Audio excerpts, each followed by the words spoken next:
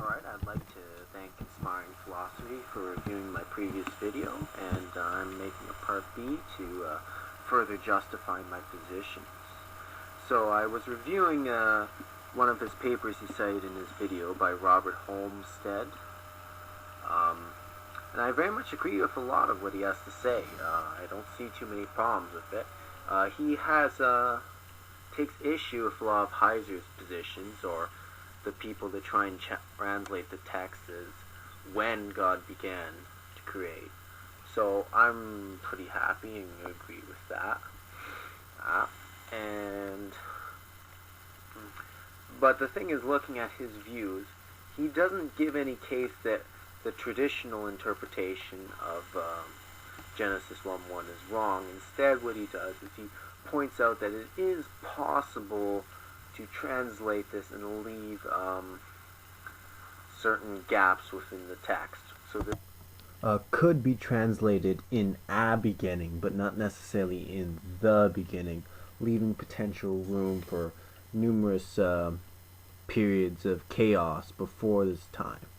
So first of all, let's say we accept this view at first, temporarily, to see if it's possible, and look at other parts of the Bible to see how well that fits in.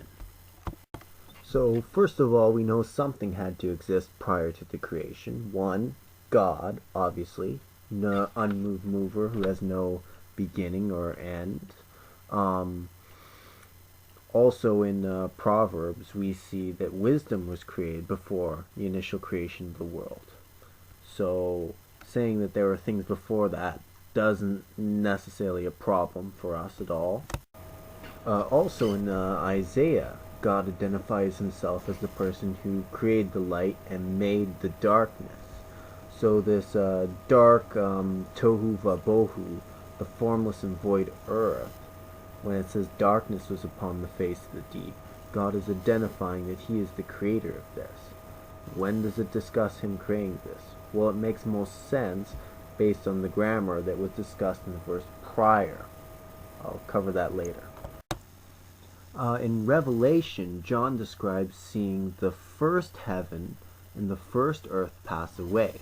Well, the word here for first is protos, which literally means just first. There's no one or anything prior to that, which suggests there was no heavens and earth prior to the first one we're in now.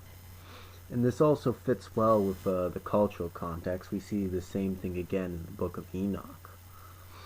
So it makes sense this is what Jews were thinking around the time of the New Testament.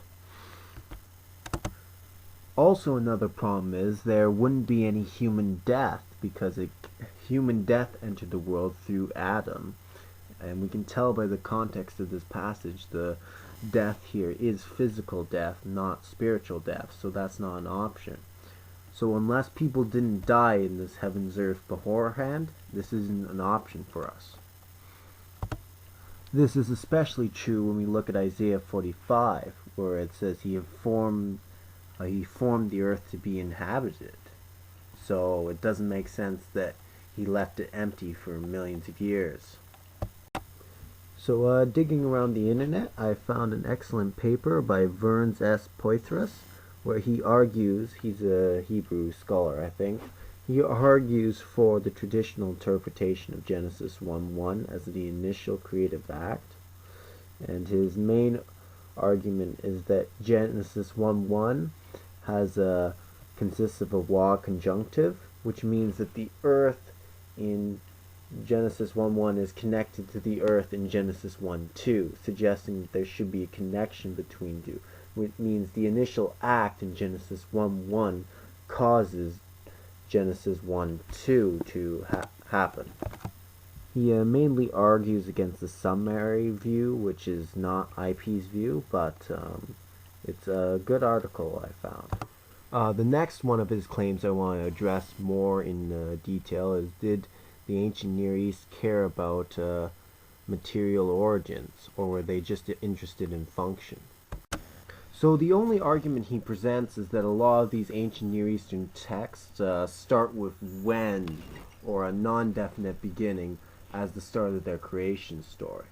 But I think this is a very poor excuse as evidence, that means they were only interested in functional origins, as we know that a lot of people back then simply believed the universe was eternal and had no beginning.